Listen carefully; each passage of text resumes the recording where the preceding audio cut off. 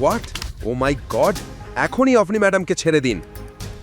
হায় ঈশ্বর, ওই ভাই বোন আর বুড়ির কথা শুনে আমরা কত বড় ভুল করে ফেলেছি।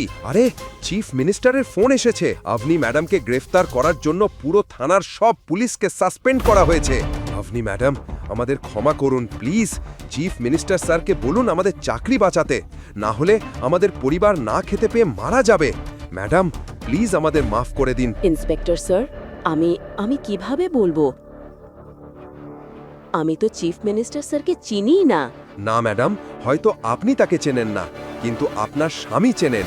স্বয়ং চিফ মিনিস্টার বলেছে আজ তিনি যা হয়েছেন শুধুমাত্র আপনার স্বামীর জন্যই হয়েছেন। ম্যাডাম, আমি খুব বড় ভুল করেছি, আমাকে ক্ষমা করুন। আমি আপনার পা ধরছি, আমাদের ক্ষমা করুন ম্যাডাম, ক্ষমা করুন। এসব চলার মধ্যেই নীল আর গৌতম থানায় পৌঁছালো। দাদিও তাদের সাথে ছিল। এসব কি হচ্ছে? এই ইন্সপেক্টর, আমি চোর জামাইকে ধরে নিয়ে এসেছি, দেখো। ইন্সপেক্টরের চোখ যেই গৌতমের ওপর পড়ল, তিনি অবাক হয়ে গেলেন আর সঙ্গে সঙ্গে গৌতমের কাছে গিয়ে মাথা নত করলেন। ও লিটল মাস্টার! ইন্সপেক্টর, তুমি এক চোরকে মাস্টার বলে ডাকছো? বুড়ি, মুখ বন্ধ করো। আমি এক সময় চিফ মিনিস্টার স্যারের সিকিউরিটিতে পোস্টেড ছিলাম, তাই ওনাকে চিনি। তারপর ইন্সপেক্টর যা বললেন গৌতম সম্পর্কে, তা শুনে উপস্থিত সবাই স্তব্ধ হয়ে গেল। গৌতমের আসল সত্য জানার পর পুরো থানার দৃশ্য বদলে গেল। হে ভগবান, তাহলে সে এত বছর আমাদের বাড়িতে চাকরের মতো জীবন কেন কাটিয়েছে?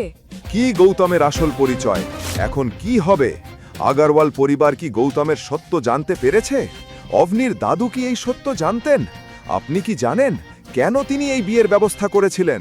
অগ্রওয়াল হাউস থেকে ফেরার পর সবার মুখে বিষণ্ণতা ছড়িয়ে পড়েছিল। এক এক করে সবাই ঘরের ভেতরে ঢুকে গেল।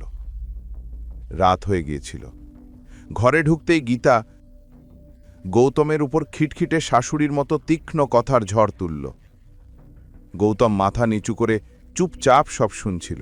এই বেয়াদবের মুখটা তো দেখো, এত কিছু বলার পরেও বেশরমের মতো দাঁড়িয়ে আছে, মুখে যেন দই জমে গেছে। অবনীর পূজনীয় দাদাজি যদি আমার মেয়ের বিয়ে এই মহান ব্যক্তির সঙ্গে না দিতেন, তাহলে আজ আমার মেয়েও কোনো বড় ঘরের বউ হতো। বড় ঘর তো দূরের কথা, আমাদের এখন নিজেদের ঘরেই একটা ভূত পালতে হচ্ছে। গৌতম, আর না, অনেক হয়েছে তোমার এই অকর্মণ্যতা। বসে বসে ফ্রি রুটি খেয়ে যাচ্ছ। তোমার জন্যই আমাদের সবসময় লোকজনের সামনে লজ্জায় পড়তে হয়। এখন যেতেই হবে এবং কোথাও একটা চাকরি খুঁজে বের করো। আমাদের আর এত টাকা নেই যে তোমাকেও খাওয়াবো। আজ যদি এর কোনো চাকরি থাকতো, তাহলে সিদ্ধার্থকে এত কিছু বলার সুযোগ মিলত না। মা বাবা, দুঃখিত, আমার জন্য আপনাদের মানুষের তিরস্কার শুনতে হয়েছে, কিন্তু এমন নয় যে আমি চেষ্টা করিনি। যেখানেই চাকরির জন্য যাই, সব ঠিকঠাক চলতে চলতে শেষে গন্ডগোল হয়ে যায়। তাহলে সোজা বলে দাও যে সারা জীবন আমাদের ঘাড়েই চড়তে চাও। ছাড়ো গীতা, বাবা বললেন। তুমি তো গরুর সামনে বাঁশি বাজাচ্ছ। গৌতম মাথা নিচু করে চুপ করে রইল। অবনী কিছু না বলেই তার দিকে তাকিয়ে রইল। আমি চেষ্টা করব যত দ্রুত সম্ভব কোনো না কোনো চাকরি পেতে। চাকরি খুঁজে লাভ নেই। তুমি যদি কোনো ছোটখাটো কাজও করো, তবুও মানুষ তিরস্কার করবে। ওদের নতুন আলোচনার বিষয় হয়ে যাবে তুমি, তাই বাড়িতেই থাকো, ঘরের কাজ করো। অবনীর কথার পর গৌতম কিছু বলতে পারল না। গীতা মাথা ধরে বসে পড়ল এবং রাগ ভরা চোখে গৌতমের দিকে তাকালো। এখন যাও, এখানে দাঁড়িয়ে কি করছো? যাও গিয়ে রান্না করো। গীতার জোরালো কথা শুনে গৌতম কিচেনের দিকে চলে গেল। আর যদি ডালে একটুও বেশি নুন হয়, তাহলে পুরো ডাল তুমি একাই খাবে। গীতা মাথা টিপতে টিপতে বলল এই কথা। নিজের মাকে এভাবে দেখে অবনী তার পাশে গিয়ে বসল। অবনী, মা, তুমি যেন জেদ ধরে বসে আছো এই লোকটার সঙ্গে থাকার। তোমার সামনে এত বড় একটা সম্পর্কের প্রস্তাব আছে আর তুমি তা ফিরিয়ে দিচ্ছ। ভগবান তো খুব কম মানুষের ওপর এত দয়া করেন। তাদের আশীর্বাদ ফিরিয়ে দিও না। এই লোকটাকে তালাক দাও। মা, আপনি যতবারই বলেন, আমার উত্তর বদলাবে না। আমার উত্তর একটাই থাকবে, আমি গৌতমকে তালাক দেব না। শেষ পর্যন্ত তাকে তালাক দেওয়ার কোনো কারণই তো নেই। সে কখনো আমার সঙ্গে উঁচু গলায় কথা বলেনি, আমার প্রতিটি কথা মেনে চলে আর নিজের সর্বোচ্চ চেষ্টা করে। এখন যদি কিছু না হয় তাতে তার কি দোষ?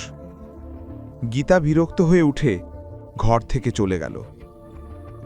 যখন সন্তান নিজের জীবন নষ্ট করার সিদ্ধান্ত নেয়, তখন মা বাবা কী বা করতে পারে?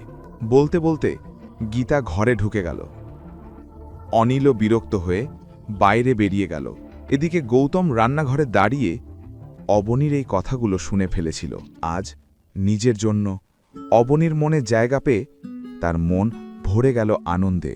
অন্যদিকে সানায়ার বাগদান হওয়ার পর গায়ত্রী দেবী আগামী পরিকল্পনায় ব্যস্ত হয়ে পড়েছিলেন। রঘুবীর পণ্ডিতের মেয়ের সঙ্গে সানায়ার বাগদান করিয়ে তার মধ্যে এক নতুন আশার আলো জ্বলেছিল। তাছাড়া তিনি আশাবাদী ছিলেন যে অবতার গ্রুপ যোধপুরে সবচেয়ে বড় শপিং মল বানাতে যাচ্ছে, যার জন্য বহু স্থপতি প্রতিষ্ঠান নিজেদের আবেদন পাঠিয়েছে এবং তাদের মধ্যেই একটি হল আগরওয়াল গ্রুপ। স্বামী হিম্মত আগরওয়ালের মৃত্যুর পর গায়ত্রী দেবী নিজেই পুরো ব্যবসার দায়িত্ব নিয়েছিলেন। তবে কয়েক বছর ধরে কোম্পানি ক্ষতির মুখে পড়েছে আর তিনি যে কোনোভাবে আগরওয়াল গ্রুপকে আবার শীর্ষে তুলতে চাইছিলেন।